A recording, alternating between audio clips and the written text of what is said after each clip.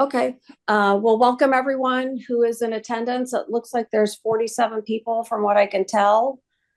Um, I'm Shelley Haynes, your new president for the year. So this is my first meeting, so bear with me.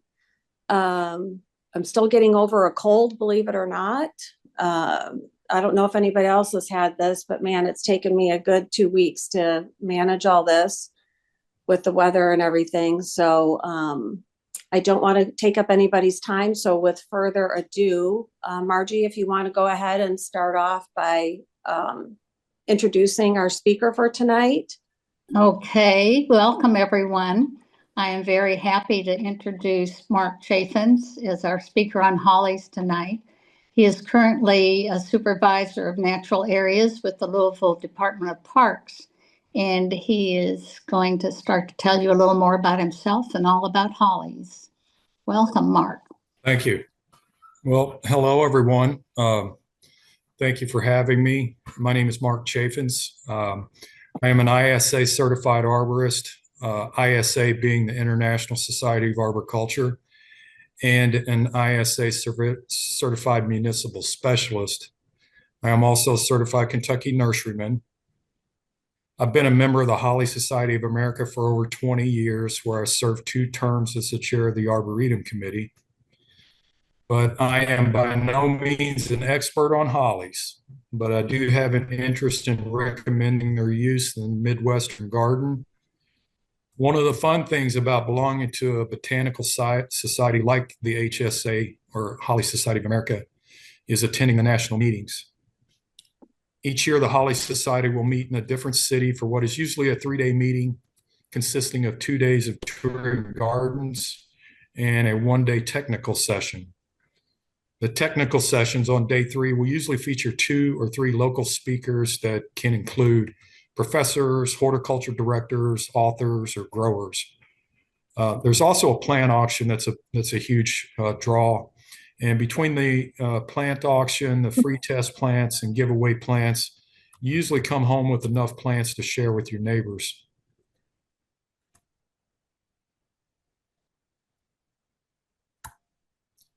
My day job is maintenance supervisor for Jefferson Memorial Forest, which is part of Louisville Parks and Recreation.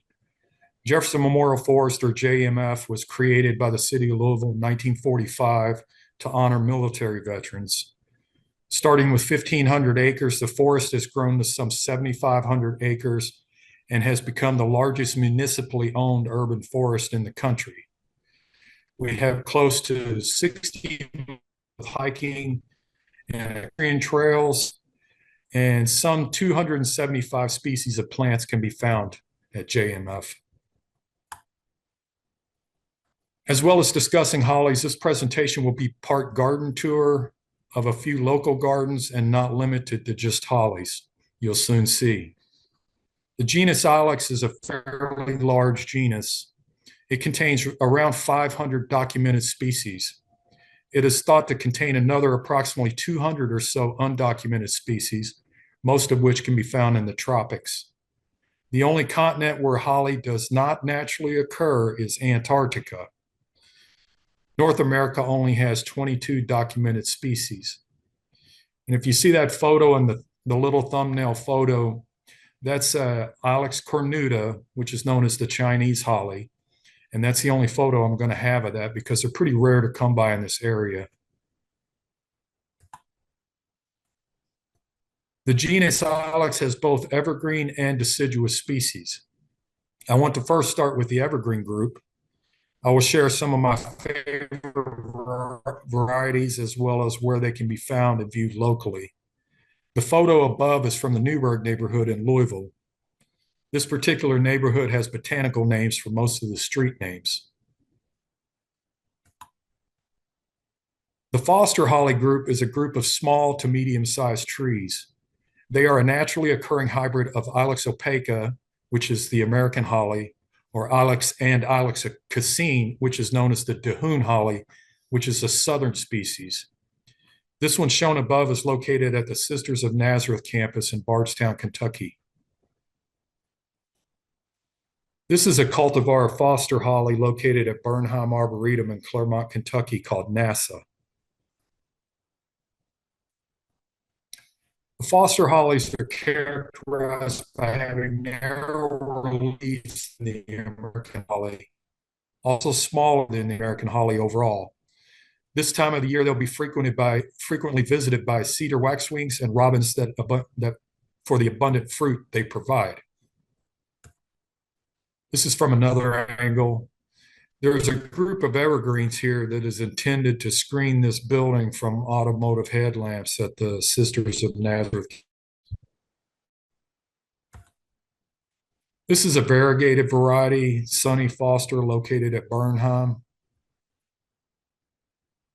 This is another one, another angle. There are very few variegated Foster hollies.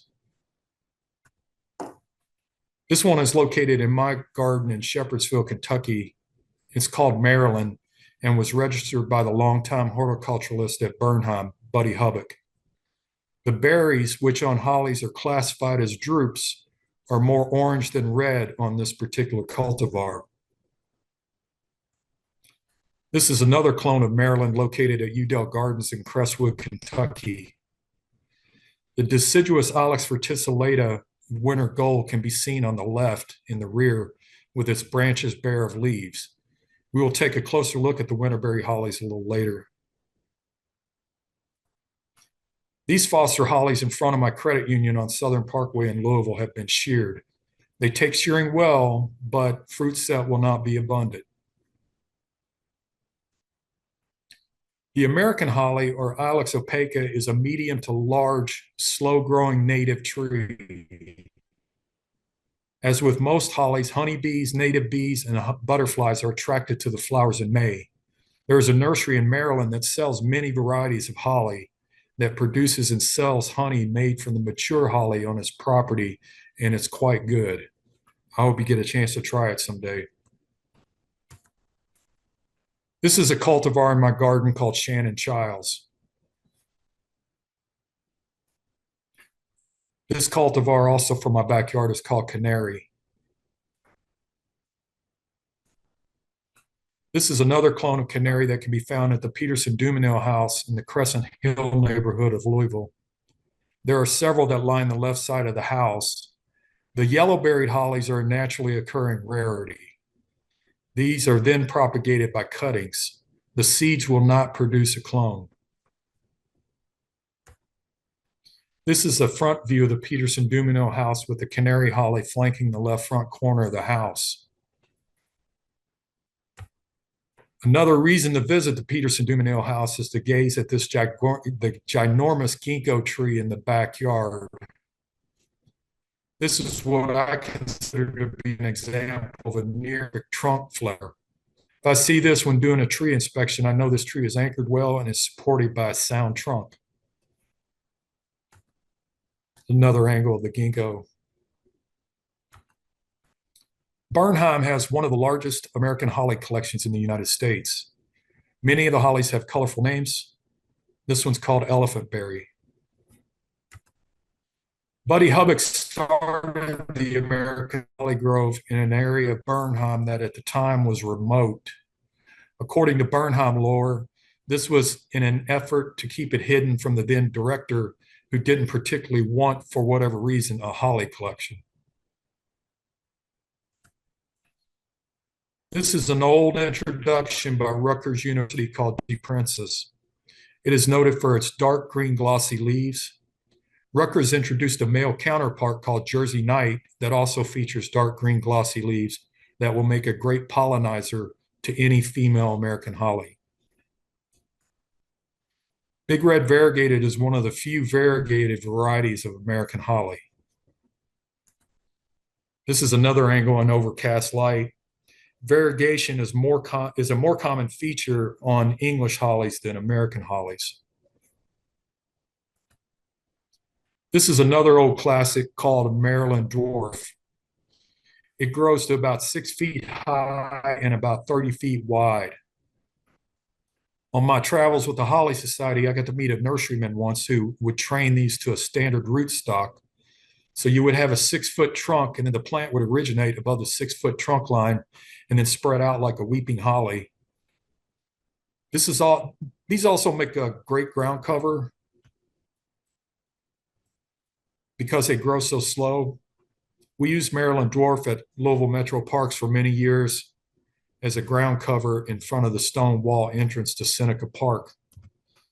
The tree above has an accession date of 1976 and was probably planted in 77 or 78. This is another angle of Maryland dwarf. This photo shows Maryland dwarf being used as a ground cover in front of this old Japanese maple at Cave Hill Cemetery in Louisville. And here's another dwarf American at Cave Hill near a drive. Another popular dwarf is known as Clarendon Spreading.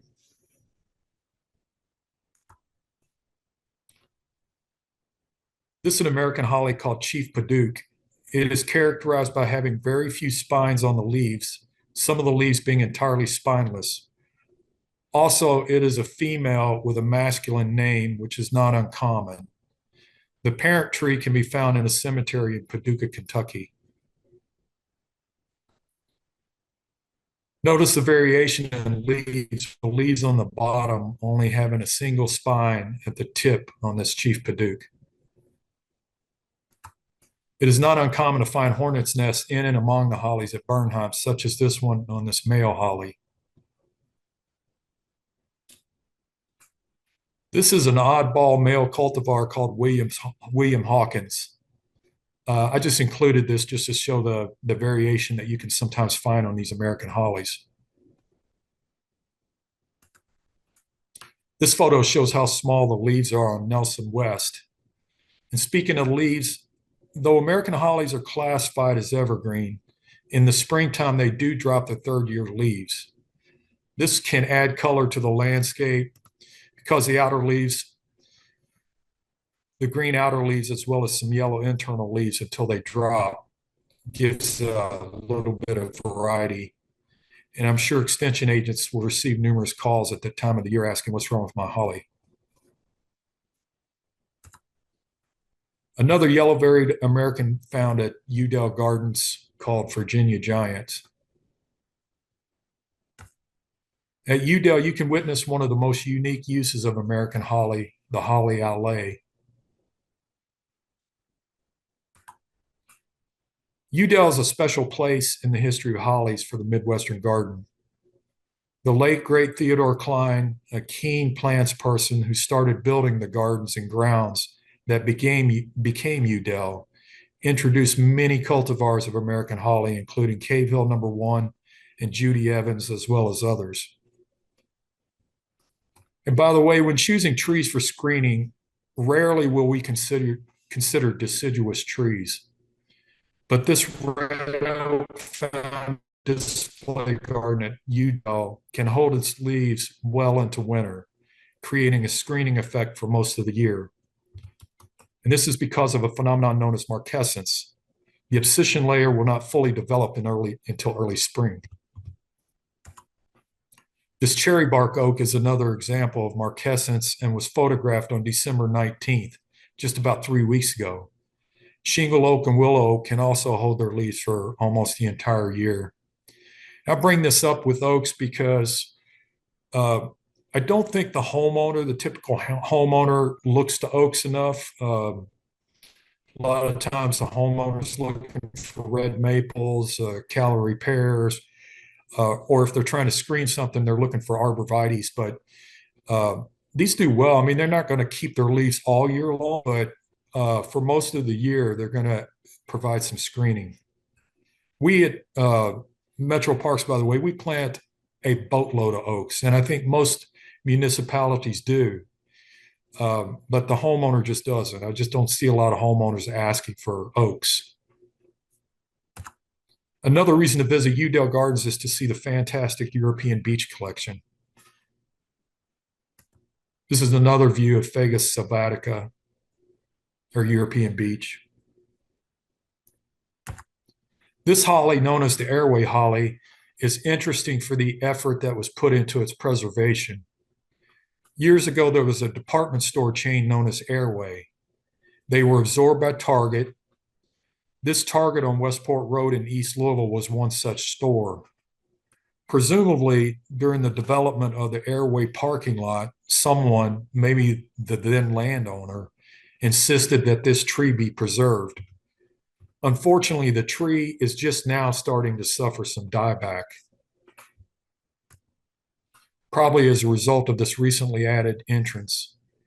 The last time I saw the tree before the new entrance, probably around 2012, it resembled a green grain silo with a perfect cylindrical shape that could be seen well down Westport Road. There is an excellent before photo of this tree that shows how full it was on the website Dave's Garden, taken by John Swintoski. I also don't recall it having that grass apron around it, just the limestone rock raised bed. It's rare to see a trunk this large on an American holly. Not at Cave Hill, though. Large American hollies dot the 296-acre landscape. The cemetery was established in 1848 and is a level 2 ARBNet accredited arboretum with some 500 different species of plants. A terrific place to walk when visiting Louisville. Just don't take the dogs because they're not allowed. Someone once told me an arboretum is only as good as its signage, and Cave Hill does a fantastic job with this, especially considering the number of trees and shrubs they have. I spoke about tree preservation a minute ago, and that is another thing Cave Hill does pretty well. This ash tree photographed a few weeks ago is living proof. As well as preserved for the sake of preservation, there's a very practical reason for keeping this tree healthy. Imagine if this tree were to die, the difficulty of dismantling it without damaging the nearby monuments. There's no drive within 35 feet of or 35 yards of the tree. Cave Hill has many large old specimens of Ilex opaca with very large trunks. And speaking of the trunk, this is what the wood looks like milled as a miniature Louisville slugger bat. Very uniform and light in color. A few of these were made by Hillerich and Bradsby, the then owners of Louisville Slugger Bat Company, and given to attendees of the HSA in 2005 at the meeting that was held in Louisville.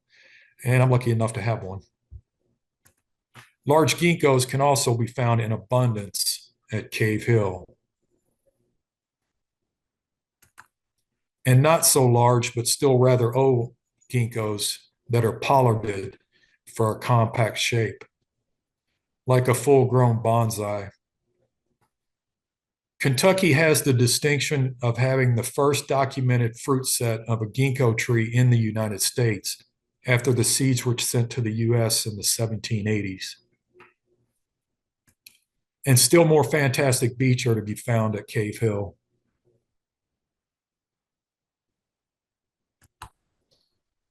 Another European beech. And this one here just absolutely blows my mind. It's near the entrance to Cave Hill. It's another angle. I'll finish the section on American holly with this woodland scene from JMF. This is a routine sighting in the woods. But does anybody see what's missing? Does anybody see any fruit set? Rarely will you see fruit on American hollies in the woods.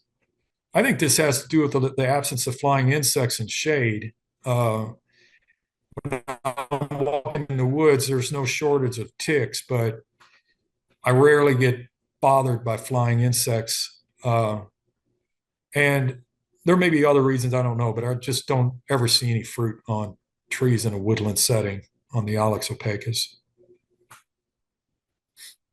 Maybe you all have some ideas. This is Ilex pedunculosa, or the longstalk holly. It's another evergreen holly that makes a fine small to medium tree. The leaves resemble mountain laurel, and the fruit hang on the stem like cherries on a cherry tree. This particular specimens that can be found at Bernheim. This is one of my favorite trees. This is Ilex coniana.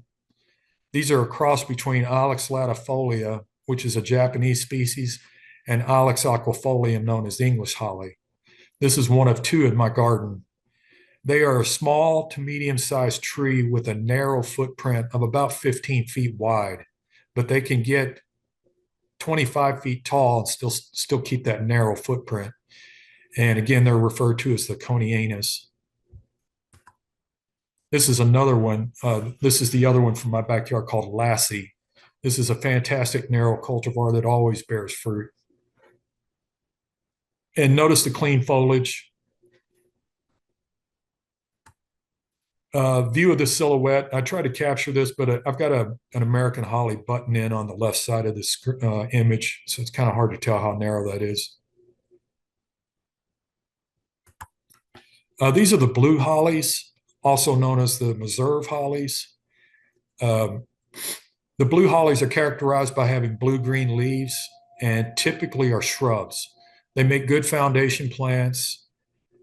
This one is the only Meserve holly that I have in my garden. It's one of my favorite wintertime garden plants, though. The colder it gets outside, the darker the stems get. The leaves will turn almost black in color. This shows the blue-green color of the leaves. This is an everyday, every year, all year long look until it gets cold, at which time you'll see this. This photo shows a branch sucker and how dark the rest of the plant gets in extreme cold. Also, though I don't have a photo of it, both my clones are trained to standards. And any of the shrub hollies, both deciduous and evergreen, can be trained to a single trunk specimen. This is another nice shrub I've trained to a standard. I can't remember the name of this, to be honest, though. This is one of the many giveaway plants that the Holly Society will provide when you go to the meetings. What happens all too often at my garden is I'll come home with these plants, and if I can't give them all away, I'll just put one or two or three in a temporary holding place, and that temporary holding place 15 years later becomes at home. And that's what's happened with this one. This is another angle. If you look at the leaf to the right, you'll see evidence of the leaf miner. This is one of the few pests the hollies in the Midwest experience, or at least at my garden. My garden in Shepherdsville, hollies are fairly maintenance-free with the exception of pruning. I was reading Michael Durr's description of American holly in his manual of woody plants the other day and was surprised by the large number of pests and diseases listed. I do see some black tar spot on American hollies and the winterberries, but not to the extent that the plant is injured. For the most part, they're pretty maintenance-free. I just do a little pruning on them. That's about all. All I experience with hollies as far as having to maintain them. This is an old storage barn at JMF we've added a wreath to. And pruning and really for getting materials for wreath making. I like to use old bicycle wheels for the wreath base. And this photo was taken yesterday, so most of the berries have dropped off. And there's a combination of holly sprigs, some threadleaf cypress sprigs. I've got a conifer called Thujaca stolobrata. I don't forget what the common name is, but it's one of the few conifers that takes shade well, and that makes a nice sprig for a wreath.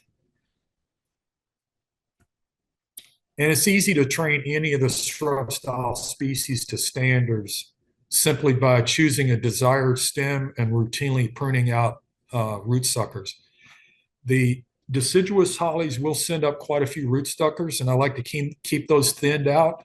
I like to have just the 4 or 5 or 6 on each particular plant. I don't let them colonize, in other words. I think it's easier to maintain. They look better, in my opinion. Back to Bernheim, the first American hollies to be planted were planted on a slope just past the visitor admission kiosk where they take your admission fee as you drive in. There used to be a parking lot here, but it was removed in the early 2000s. The 4-foot high stone wall is still there. And these hollies were planted in 1964 and 1965. It is difficult to photograph the entire planting because behind me, where I'm standing when I took this photo, is a planting of juniper that surrounds a monument known as the tablet. I chose to focus on the center portion of the planting. The thing I love about this planting is how an arching row of white oaks tower above a group of Ilex opacas in a very symmetrical pattern. And please visit this site if you have a chance to make it to Burnham anytime soon.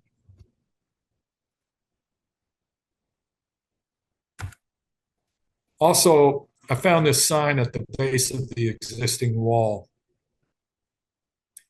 It probably should have been removed years ago, but I'm glad it wasn't, because it reminds me of one of the main roles of an arboretum, and that's to trial plants.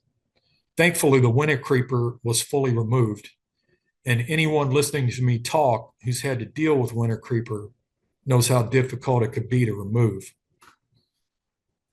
Fortunately, there is only one holly of concern currently in the United States that I know of, and that is the Ilex aquifolium, or the English holly, that has apparently taken a liking to the upper northwest of the United States.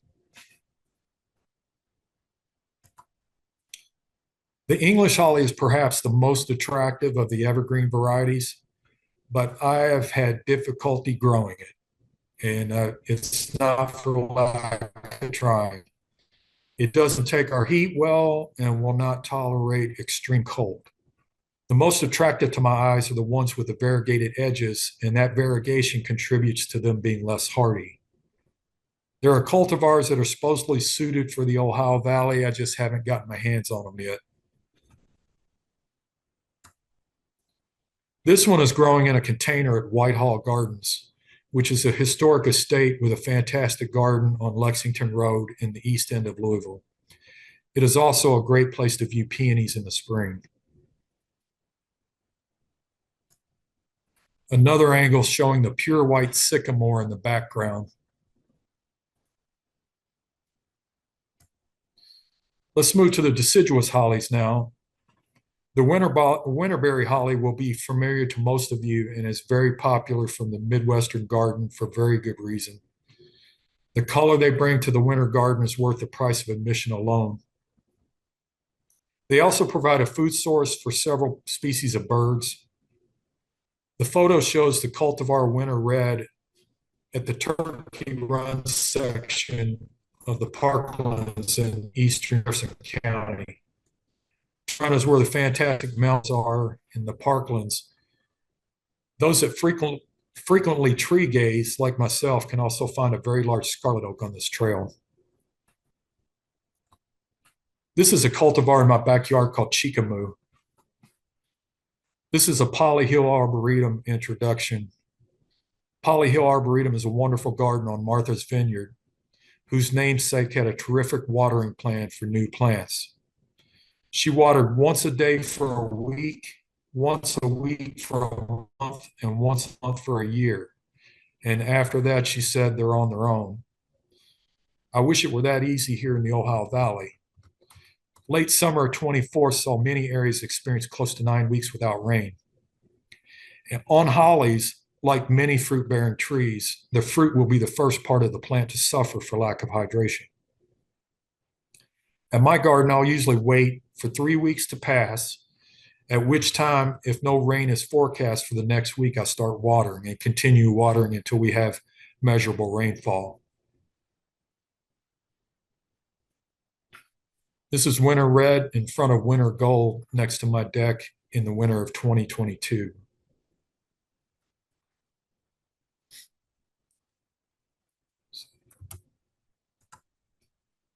This is winter red along the walking path at the Jefferson Memorial Forest Welcome Center. These are great carefree plants. I just have to prune them back from the walkway occasionally, and that's it. And also they're readily available locally.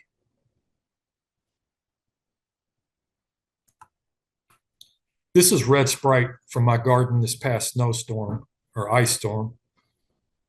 I've seen it described as a dwarf variety, but in my garden, it's as tall as my winter red. Both of them are between 4.5 to 5 feet tall. And it reminds me that I once had a really beautiful oak leaf hydrangea called Sykes Dwarf.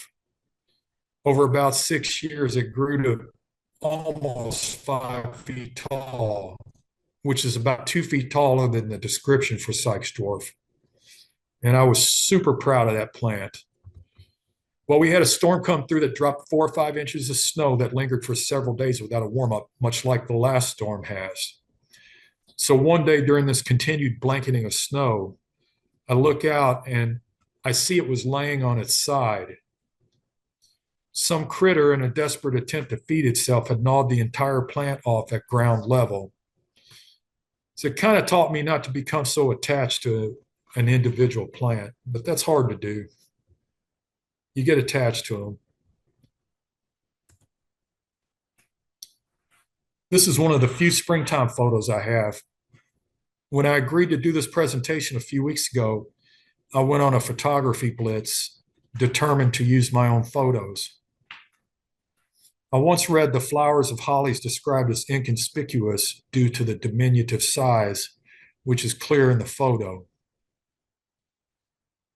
In the photo, the flowers are just now starting to open, but already attracting visitors. Notice the twig to the right of the butterfly. They clearly show this plant has an alternate branch arrangement, as do all hollies. This can help you tell the difference between a Japanese holly, or Ilex crenata, and a boxwood, which has an opposite leaf arrangement. The two can look really close to each other. I've been confused by them before. Another thing to know is that hollies are dioecious, meaning there are male plants and female plants. So when shopping for hollies, call ahead to ask if they carry the males.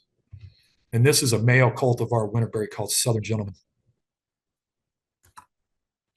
This is the larger cousin of the winterberry, the Ilex decidua, or possum haw holly. And these can easily reach 12 feet tall. Here's one at Burnham that has been pruned to a standard. The birds are starting to pick at it. The day after this past Thanksgiving, I went to Reelfoot Lake State Park in Tennessee the first time to see the big bald cypress that lined the water's edge and is the dominant tree species in the surrounding area. Along with the cypress, I found a large population of Ilex decidua that had been picked free of its fruit.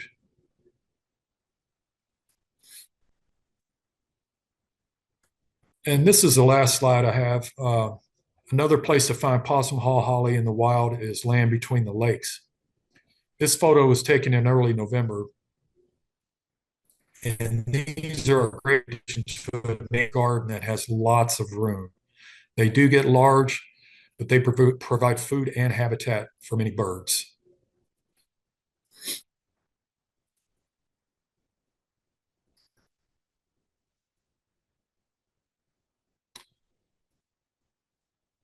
I'm going to try to minimize this.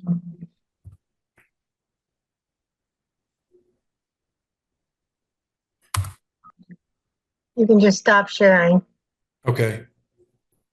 That'll take care of it. Well, thank you so much, Mark. That was great. We did have a couple of questions, one of which you just answered. Jay had asked if all hollies are dioecious, and you just clarified that and said that they were.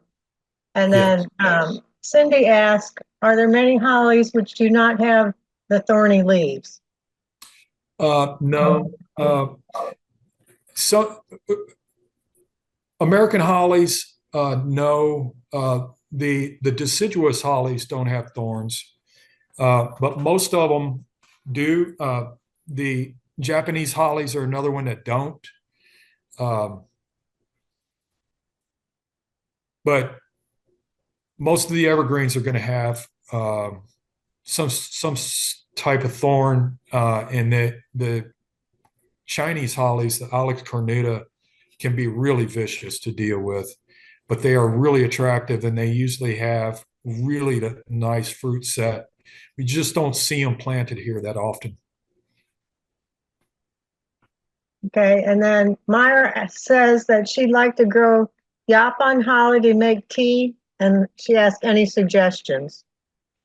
Yeah, I think that's too. I don't know that anybody's tried to grow that here. I don't know of anybody that's tried to grow that here. That's a southern species, Alex vomitoria. And I have had the tea. It's tea, but I know that there's interest in that plant because of the caffeine levels in the plant. But I think it may suffer in the wintertime here. Speaking of which, while everybody was coming on, you were discussing with Diane what to do about if there's dieback during the winter. I think everybody would be interested in your advice that you gave her. Yeah, so we had a rough, I can't remember if it was 23 or 24, where we had that spell for a couple of days where temperature plummeted. I think we had a 50-degree temperature drop in a 12-hour period where we went to 40 above to like 10 below. And that really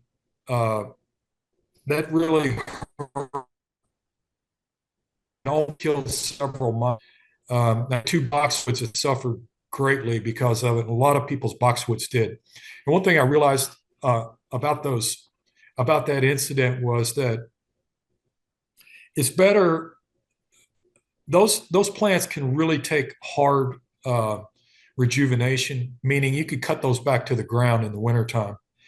And when you experience that, when we have these desiccating winds and extreme cold weather that harm the outer branches of those plants, it's best to cut those back and just let them rejuvenate. Because I saw a lot of boxwoods throughout the growing season.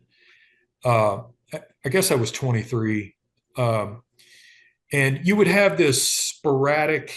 You would have these brown areas mixed in with the green where the foliage is rejuvenating, and it really looked unsightly. Where if you just cut it back to the ground and just let them start all over, you would have a fully green plant, although much smaller than what you had to start out with. And would that also be true with the hollies if you had winter desiccation from? Yes. Okay. Yes, I had several. A lot of the hollies that are shrub varieties, there's a lot of hybridization that goes on in those interspecific hybrids. They breed between species, and they are tender to cold, desiccating winds, and they are easily damaged by them, but they will rejuvenate. I've had plenty of hollies come back that I thought was dead, but they've come back great. Thank you. Dottie says, great presentation. And then she has a question. She missed the location of that large ginkgo tree. Could you please repeat? Was that the Peterson Dumanil house, the first one I showed? It may have been, I don't know. I'll go back. Yeah, I believe that because we saw that at a garden tour a couple of years ago or last year. Yeah, so that's one of 2 really large ones I know in the city of Louisville. The Peterson Dumanil house. Okay, it's going to keep going.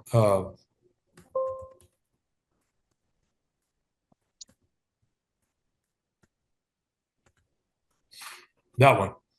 And there's another one that's even larger, Cave Hill Cemetery, that is just huge. And the interesting thing about the one at Cave Hill Cemetery is it's a male tree that has a female sport on it. So one of the branches is actually female. It produces fruit, and I don't really know the science behind that, but I've heard that over time, an old plant like that can have that happen. And we have, we have some really old ginkgos in Kentucky and some large ones. And if you go to Cave Hill, they just become so routine. They're everywhere, just gigantic ginkgos. So yeah, this one's a Peterson Dumino house, and the other one, there's a very large one at Cave Hill Cemetery. That'd be good road trips for us all. And then Megan says, Yeah. what are your thoughts on the variegated Ilex opaca like Stewart Silver Crown? Do they do well here? Yes, it does. I've seen a nice example of that plant.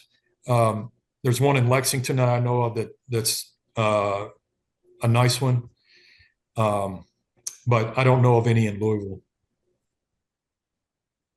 Okay. Anybody else have any? Megan says thank you. You're welcome. If anybody else has got any questions, please put them in the chat right now.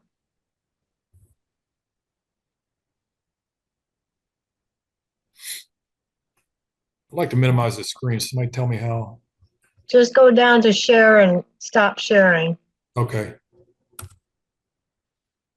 Okay, I'm gonna have to go up to this. Okay, stop sharing. Let's see. I can take care of it for you on this side too. Okay. Let's see. There you go. Awesome. Thank you. I don't see any other questions in the, I thought for sure I'd get a question on the holly tree at the Target Center, because when I bring that up, people usually say, "Oh, well, it's covered with asphalt. The roots are covered with asphalt. It can't do well there." But really, if you go to the Dave's Garden site and look for the airway holly, there's a fantastic photo by John Smitosky that shows that tree in all of its glory. And I think the photo is only 20 years old, but that tree's got to be at least 80 years old, I guess.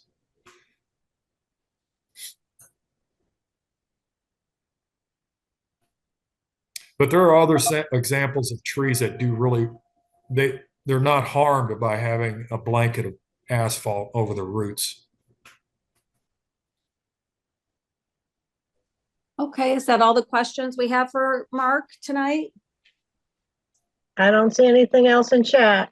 Okay, well, Mark, thank you so much. Oh my gosh, I loved all the pictures and the different colors of berries, and that was just an awesome presentation, very informative.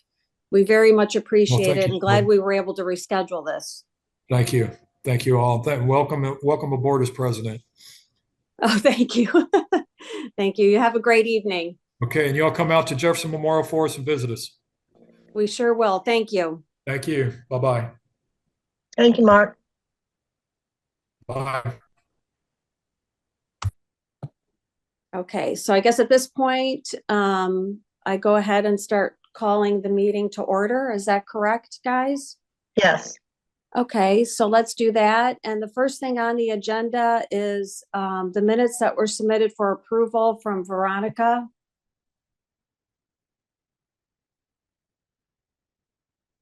Did everybody approve those? Help me. Do I have to, we have to I'll vote on motion to- this? All right, I had to unmute. So the minutes from the last, I guess that was November's meeting, were published in the Sunnyside Master Gardener or the Sunnyside Times. And I would entertain a motion to accept those minutes. Well, first, or if there was any edits to be made. And if not, entertain a motion to accept those minutes. I make a motion to accept the minutes. And that is Cindy. Cindy? This is Thank you. Lisa. I'll second. Thank you. And so now that we have first and second, are all I in second. agreement? Royal Marsden Hospital in London this morning, where All she right. received. I guess we don't need to, I don't think we only need to vote, but I'll take that as approval unless somebody speaks otherwise to not approve that. Sounds good to me. Thank you. Next item is the treasurer's report. I understand, Kathy, you're going to give that for us, please. That's correct. We started the month of December with $23,504.19. We had receipts of $3,948.18, which is mostly due to the wreath class, and I'm not going to steal Elizabeth's thunder. She can talk about that herself. We had disbursements of $2,721.21, which was mostly paying for the holiday dinner and our annual donation to Prosser and a few miscellaneous things, which left us at the end of the year with $24,731.16, which, as you can see, is a large increase from what we began the year at of $19,960.67. So our fundraisers did well, and the projects were not crazy spenders. What's a nice way to say that? And so we've substantially increased our ending cash balance. If anybody would like a detailed copy of that, they can email us at sunnysidemgtreasurer@gmail.com. And Kathy, you've received all receipts from all the projects from the previous year, so the handoff to Mike should be a smooth one. Yes. Okay, beautiful. Okay, next on the list is an update from Gina. Gina, do you have an update for us today? Sure. Okay. Welcome to 2025. Sorry that you all got snowed in last week. Yay to Indiana. Lots of things are happening because we are in the new year. Harrison County is supposed to start their training next week, so we'll have some new folks probably volunteering with us over the course of the time. Scott County folks are coming in and volunteering some. Some of them came in December and helped with pollinator stuff, so we're going to get some Scott County folks to help us.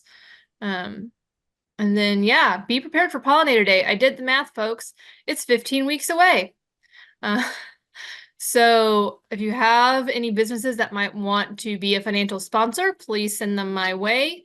I know Debbie is going to talk about it a little bit later on, and Lisa might also, but we need volunteers too. It takes about 200 of us to pull this off and make it a smooth event. This will actually be the 10th annual Pollinator Day. We did not miss because of COVID. It looked a lot different in 20 and 21, but we did not miss. So this is the 10th event. So be excited, still telling people about it, and get people to show up. I think that's all I got. Okay, Gina, just real quick. So with us not meeting, I know usually we have lists at the meetings where we can sign up for that. Are we going to try to do that electronically to get that ball rolling? What I'll do is I'll send out an email. So respond to the email Okay, and tell me what you want to do. perfect. Thank you. Yeah, because I know if we are going to try to do in March, but I know there's still a lot of people who won't be showing up. So just want to Yep. make sure that we get you covered for that event. Yep, that's it. Gina, Thank you. Yes. this is Lisa. In the past, I sent that email out so that you didn't have to deal with it. One of us, someone, Yeah. Lisa, one of us will get it sent out, and because we'll also have to send out about shirt orders too. We'll need those. So one of us will figure it out. And I'll just say that Jay Sowers gets the prize because he responded prior to January 1st. So, Yes. Yes. Thank you, Jay Jay. was on it like the day after Christmas or something like that. You're welcome. Thanks. Yeah. Awesome. So yeah, I think that's the update from me. Okay, thank you. I appreciate it. Then next on our list is Debbie for Pollinator Day. Hello, everyone. First of all, I would just like to thank the folks that were at the holiday dinner and did make a donation towards our shout out program for Pollinator Day. This helps so very much with getting our supplies purchased and getting us, excuse me, off to getting all of the projects, everything that we need to make for the booths, getting all the things ordered that need to happen for that day. I just want to remind you that for Pollinator Day, since there is no admission and it is a wonderful free event for the community, Pollinator Day does rely on the SMG shout outs, support from local businesses, as Gina mentioned, and our grant from Duke. So again, Gina did already mention it, but if anyone knows of a business, if they will contact either me or Gina or Valerie Steinlander, the three of us all work on this. If you let me know, I would be happy to go out and speak with that contact, or if you think it's someone that would prefer just an email with a digital copy of our letter and our form, I can do that. So we would appreciate any leads that we would have for that. Let's see here. Also, if you want to go ahead as an SMG member and donate towards our shout out program, you can send a check into Purdue. And if you contact me, I can tell you how that check needs to be made out and the mailing address and all of that. And then I do plan to be at the very first meeting that we will have in person, and I'll be there with the little honey pot so that we can collect even more donations. So I really appreciate anything that you all can do and any contacts that you might can help us with. Are there any questions about that? Okay, great. Well, we did collect about $130 at the holiday dinner. So that really helped, and all the more that we can collect will make this a really great 10th anniversary year. Thank you, Debbie. You're also on the agenda. Yes. You're up next in regards to the Seed Saver Committee. Great. All right. Well, Seed Savers will be present at the Purdue Spring Open House on March the 13th. That's a Thursday evening from 4 to 7 p.m. It's a new event. We'll be having educational videos. We will be having our seeds that will be appropriate for spring crops, as well as tomato and pepper seeds, because that'll be the time of year to start those. We also have a very large variety of seed starting materials. We have lots of different trays and pots of all different sizes available. If you are going to be someone who is going to be able to grow some plants for us to sell at Pollinator Day, we'll have the supplies there that night to provide for you guys. If you are starting perennials, which do need to happen a lot earlier than that, some as early as really right now, and you do need some materials, you can let me know or let Gina know, and we will get what you need together and have that at the Purdue office. We will let you know when we have your order ready, and you can stop in to pick that up. If you're growing tomatoes for the tomato festival, you can pick up your supplies at the March open house, because that'll be the perfect time to get tomatoes started. If you are just going to be growing some seeds for yourself and you would like to have some of the wonderful supplies that we have, we just ask that maybe a little donation could be made, which that will also serve as another fundraiser for Pollinator Day to keep it on track with everything that we're going to need. And we just invite you to bring your family, friends, and neighbors to this open house, and look forward to seeing you there, and hope you will enjoy this new event. Thanks. Debbie, Any could you questions for that? Yeah, can you share the date again and time? Yes. Yes, the open house will be at Purdue, and we will be down in the lobby if it's not nice weather. If it is nice weather, we'll be out on the back patio.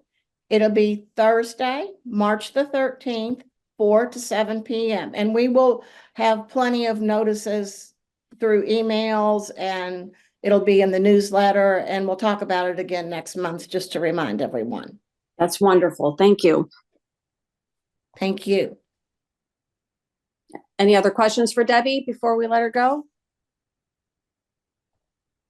Okay, looks like you're free to go, Debbie. Next on the list is Elizabeth Kathy, in regards to Youth Master Gardeners. Hi, everyone. Youth Master Gardeners need your help. We rely on members, relatives, friends, neighbors, to find children of the ages 8 through 12 that can attend this class. And even if you don't have a relative or neighbor or friend that fits that, we also need contacts with the homeschool network. We seem to have lost that. We used to get a lot of our students from homeschool networks, and we don't have contacts anymore to spread the word. So if you know of someone who is in a homeschool network and might be able to spread the word for us, please email me, and we will follow up on that and hopefully get a lot of new students. Thank you. All right, thank you, Kathy. Next we have Judith. Are you available to talk regarding the Tomato Festival? My IT guy is working on the volume. Can you hear me? We sure can. Yes, Okay. we can. Yeah. Hi, everyone. Nice to be together again. I've missed everyone. Marino and I missed the dinner. Christmas dinner. We were sick, but glad to be back. I'd like to talk to you for just a couple of minutes about the Tomato Fest. And if you worked there for volunteer time, or if you donated items, or if you just came by to visit us, I want to say mil gracias. Thank you so much. If you've seen the numbers, you know that it was a big success for a first-time event, and we're all really proud of that. As you know, when you're involved with any Sunnyside Master Gardener event or project, there's always hard work involved. And then afterwards, you kind of reap the benefits. And we certainly did. We had fun. Margie Comrade, Linda Best, Jean Wolf, and I ran the little shop of items at the fest. And thanks to all the things that were donated, which was more than what we expected. We had a lot of fun and a lot of success selling items. We had things like books, lots of books. Hopefully you have your Tomato Fest recipe book that Jean Wolf, it was all she could do to keep the money coming in and the books going out. We had 50 and we completely sold out. We also had tools. We had a lot of handmade things. Shout out to Rosa for all the beautiful things that she made and gave to us to sell amazing amount. We had jewelry, rear rings and things with flowers and birds and bees. We had bird houses, both decorative indoor and outdoor, and a lot of other decorative items. And it all sold really well. I think our objective now is thinking about our Tomato Fest this year is to keep it in mind. Obviously, with what was donated, we made a good profit, so we'd like to have more donations to make a bigger profit, and that's what I'm going to be doing throughout the next 7 months, is reminding you so you can be thinking about now what you'd like to donate. And we'll look forward to that. And okay, that's all for now. Moving right along, back to you, Shelley. Shelley? Shelley, Diane would like everybody to know that the Tomato Festival 2025 is Sunday, August 17th, 11 a.m. to 2 p.m. Perfect. Thank you, Lisa. You take me off.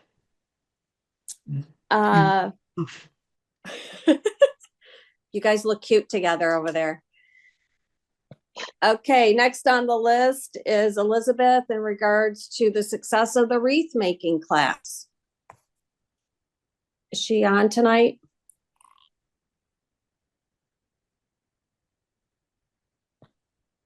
Um, Do you see her? no, I don't. No, I don't see her. Okay, all right, we'll hear from her maybe next time. Anybody have any comments or anything up to this point? The next thing on my list is president's closing comments, which I don't have any, so. Veronica sent a message in Oh, yeah, here, chat that training is 0.75 hours. yep, 0.75 in education. Our meeting has And been that's education. Yeah, that's education, yeah, and then our meeting has been how long? Oh, one more thing I need to mention is Facebook posts for anybody who's on a committee. Send your pictures to Holly Tash. She is the vice president, and so she will be also an administrator on the Facebook page to get things out a little bit sooner so we can start promoting, especially like the farmers markets and all that kind of stuff. And then Veronica is just telling us now that it's 0.25 for the meeting. Our next meeting is going to be February 4th, which will be by Zoom as well. It'll be the same Zoom address that we're using. We'll be using the same one all year long. And I will always make sure that it's included in the email that I sent out to everyone. So unless anybody has anything else to say, I would like to call a motion for the adjournment of the meeting. I just want to point out that both the Zoom link and all those dates are on the webpage. So if you ever want to look something up, just go to the webpage. And if somebody has an event that is not on the webpage, please send me an email and I'll add it. Okay, and this is Mike, and what's your last name, Mike, so everybody knows? It's Callahan. Callahan, thank you. Yeah. Thanks, Mike, I appreciate that. That's a good reminder. Anything else?